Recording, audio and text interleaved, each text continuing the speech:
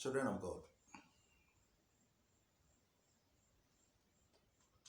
when we are dealing with chieftaincy and developments, summary of it is number 3. You see, when a chief is going to a Durbar, what are those things that you see on him? I'm talking about a Akan chief. You will see a flying whisk called Bodria, a flying whisk. When we talk about flying whisk, it is used to drive away evil spirits. It's also used to drive away flies and other things. You also see a sword, afena, a sword, a ceremonial sword, which is used in sacrifice or animal sacrifice. When they are using it in animal sacrifice, they just use it to touch the truth, and then someone will use a knife, a sharp knife to cut. They also use it to swear.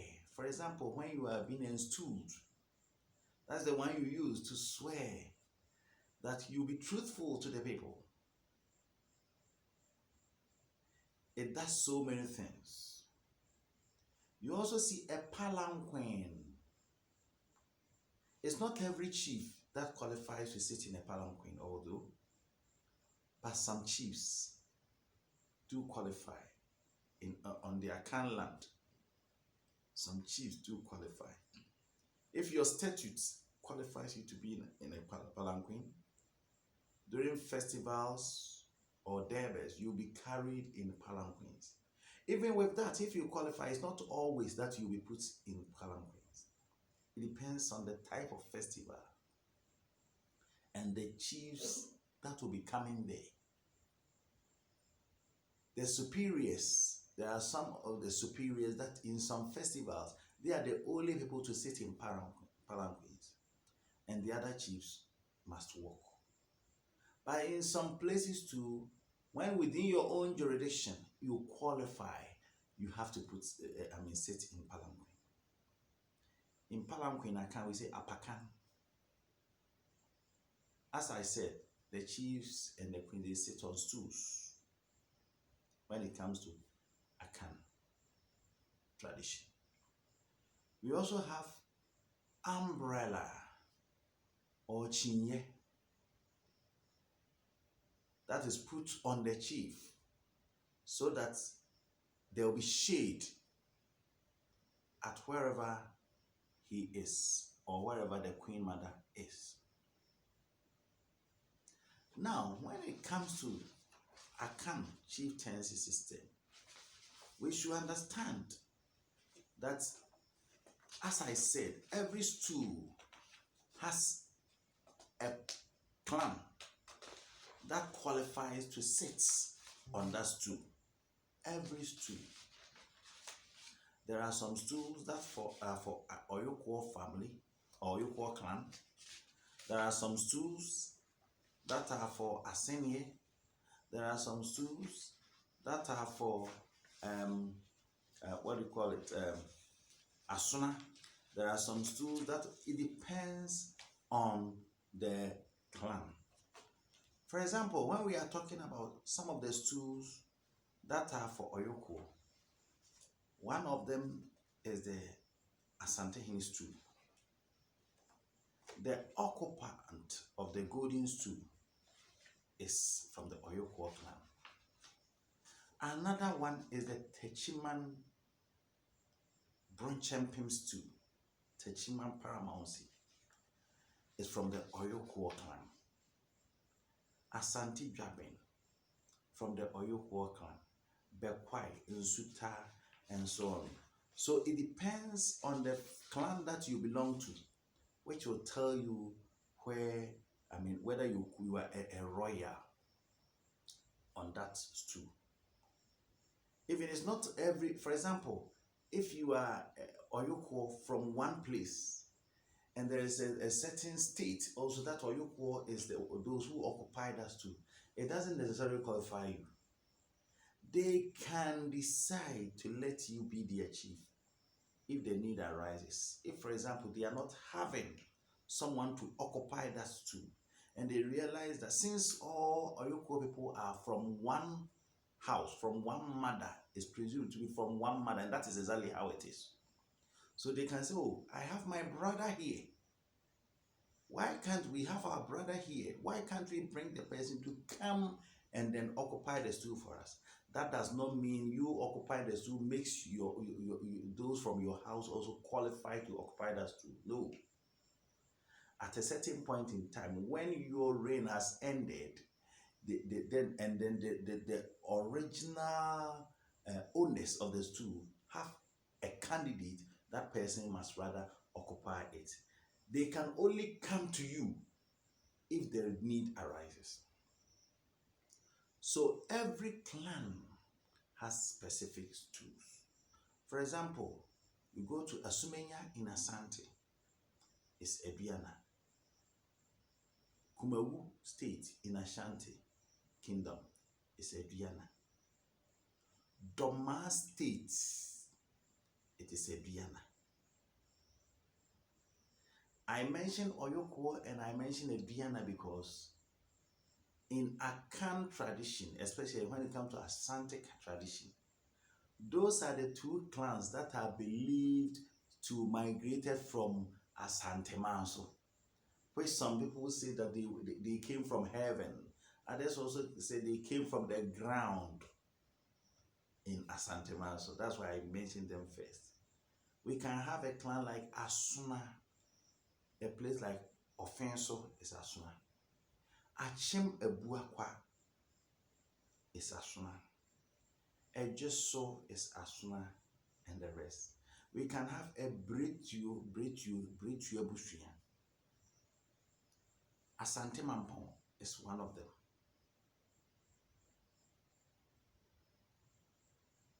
Adankrenya around Bekwai is one of them.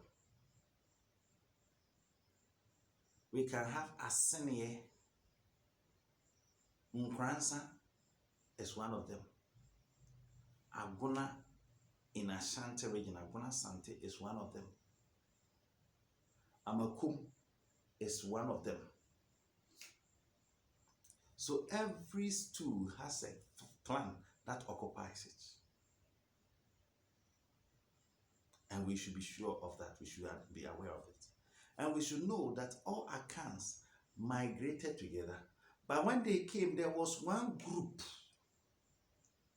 which had already been here, one of the Akans which had already been here. And that is a Bono. The meaning of Bono means first. When an Akan woman gives birth, the first I will say, na Bono war. So the Bono kingdom or the Techiman kingdom was already there. The Techiman state was already there at Bono Manso. And all the Akans came, settled there, and started moving down to have different settlements. And there came different kingdoms after the Techiman one or the Techiman state or the Bono kingdom. There came the other kingdom. We should also understand that there are some of the Bono states which were not at where they are now. For example, Doma, original place where Domas were is now presently Sontreso, Kumasi, North and South Centreso, that's Sontreso enclave, Sontreso area. That is where the Bonos were. It is later they migrated.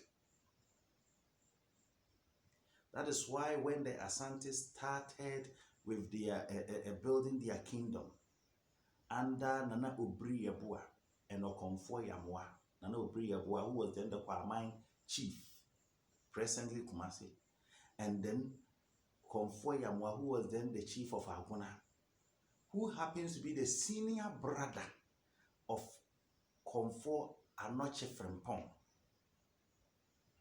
Kotobre. They were the people leading the establishment of the Asante Kingdom. When they started, because the Doma was very close and knew everything, that's why Doma attacked them, and then in a can we say Wunya Afnakam. They killed them.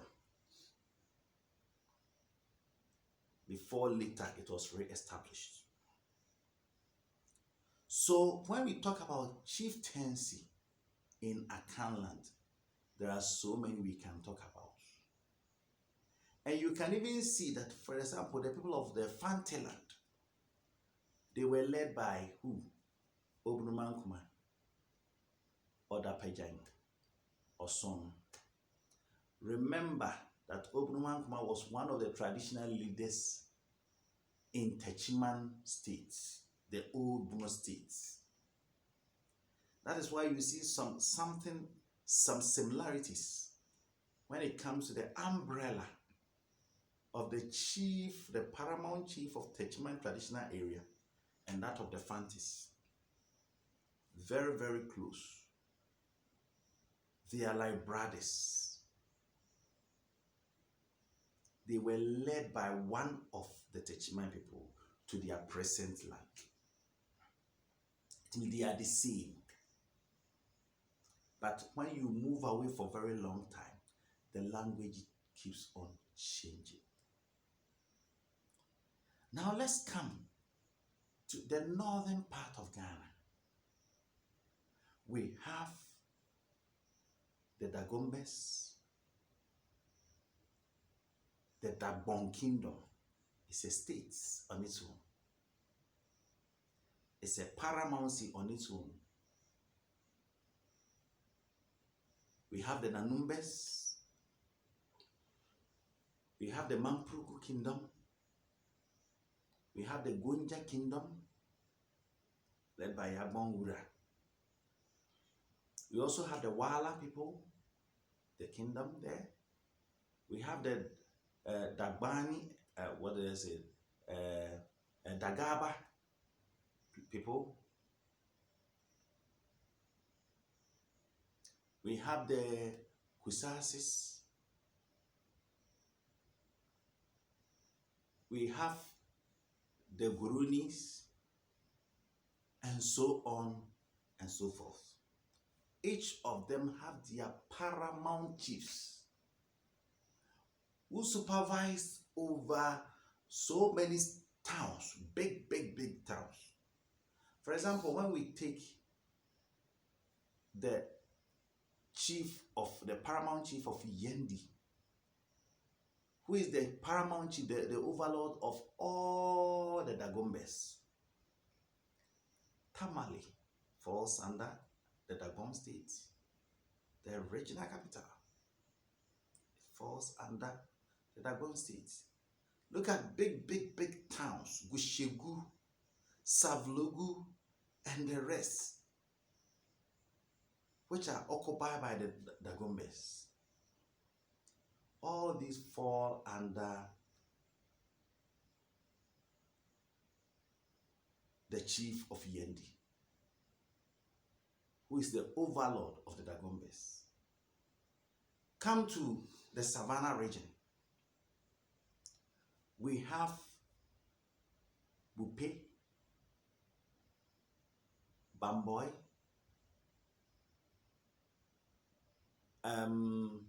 Sola, Tuna, and all those towns, big towns, Yape, and the rest, Daboya, all of them are in the Gonja kingdom. I even forgot about Salaga. There are chiefs there, which their powers are very high, but they are all belonging to the Gonja kingdom, where they have their overlord.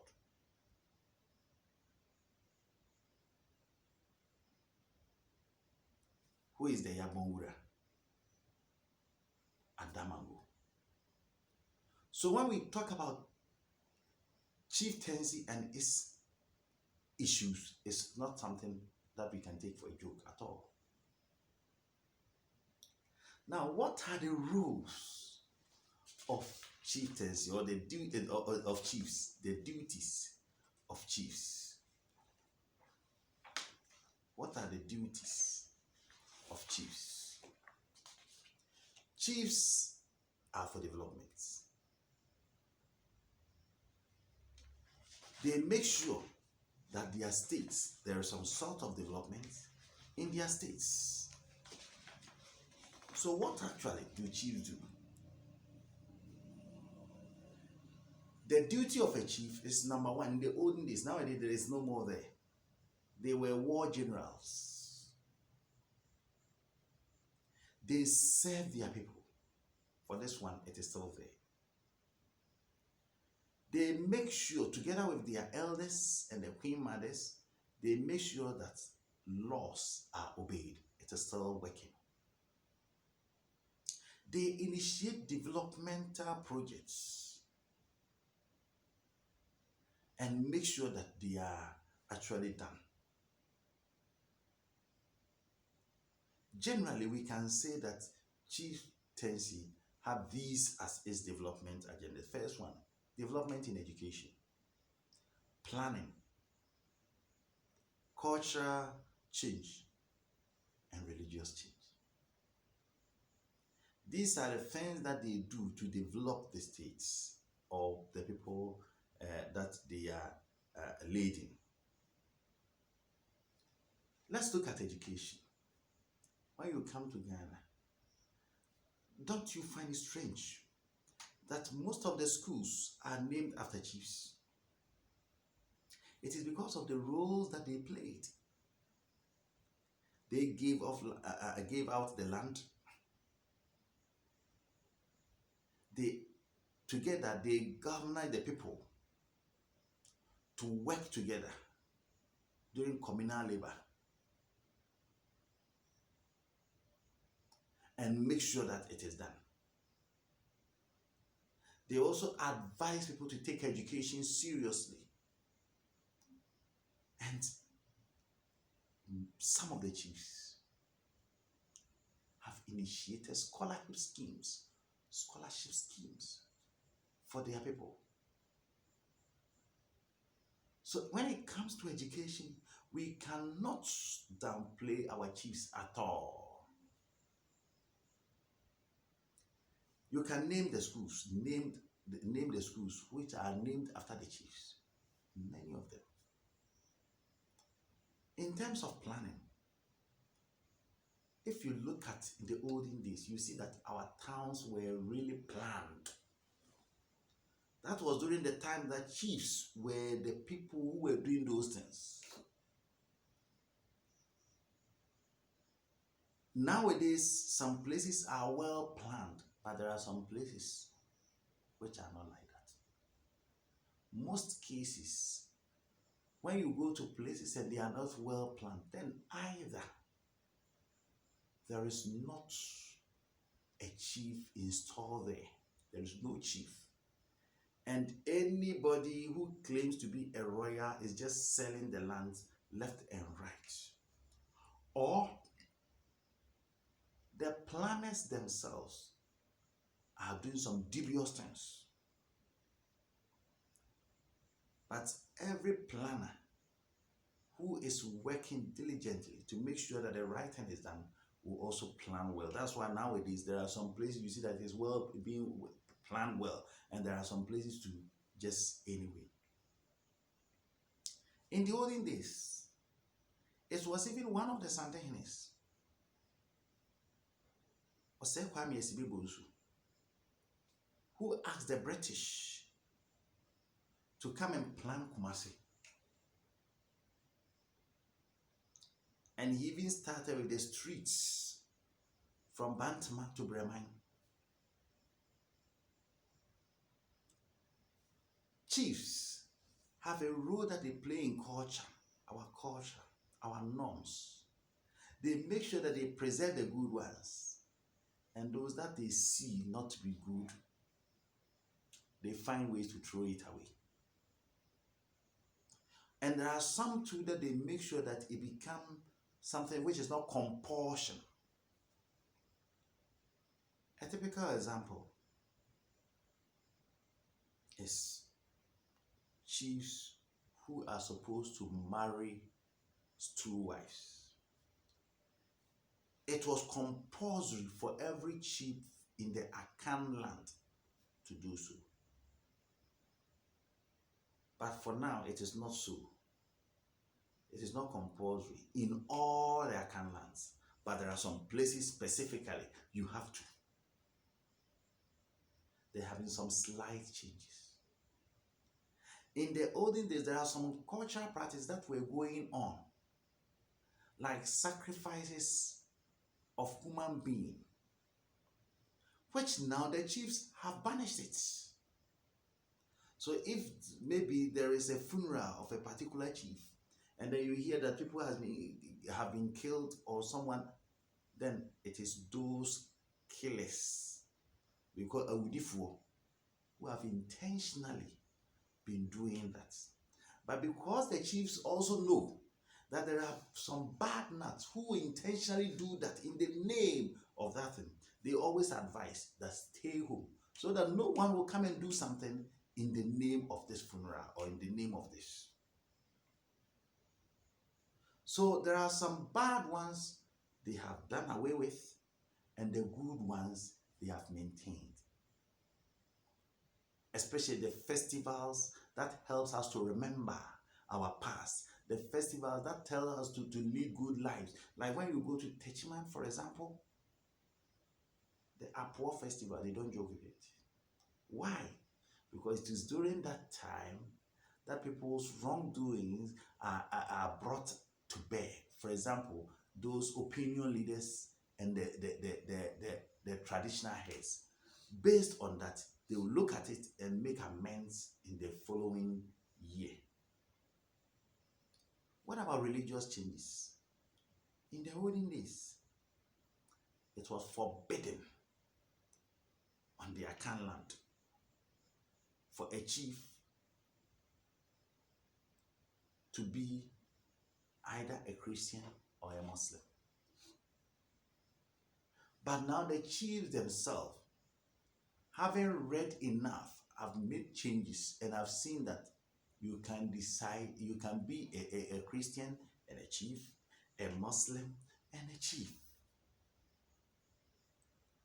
Because that is your belief. It has nothing to do with the chieftaincy institution. And even the fear of God you gather from one end can help you to lead your people very well. So the chieftaincy helps in terms of development. They plan, they do everything to help. We need to actually appreciate the chieftaincy institution. At times I become very sad when people say, "Ahini is anything," and we should cancel chieftaincy institution. We have a proverb in Akan that states like this. So we few kurom hene aben a woyera ewo adwabo ase. If you go to a festival or a function and there are various chiefs around, and you are not able to hear that this is the sound of the trumpet or horns or whatever, the sound from my chief, you will not be able to locate where they are to be there. Eventually you will get lost. And therefore, what we need to understand is that our tradition must be protected. Our tradition must be appreciated. Because without it, we would be lost. Or without it, I don't know what will happen. You can even see that chieftaincy has played a significant role in our country. At times we try to just bring, glory that belongs to the chieftaincy. We rather give it to ourselves just because of political expediency. That is something which will not help the country. We should always give applause to the one who deserves it. Chieftaincy institution is a good thing, and it helps in our development activities. May the good Lord help us to understand this. As a citizen of every country, we should understand and appreciate the chieftaincy system. If you are in a certain state, you should know what entails when it comes to the traditional council of where you belong or where you are staying. You should also understand the regional house of chiefs, how they do their things. You should understand the functions of the national house of chiefs. If we understand this, we will not be saying things that excuse my word, are rubbish. Because chieftaincy is a good thing, and we should appreciate it. May the good Lord be with us. Thank you.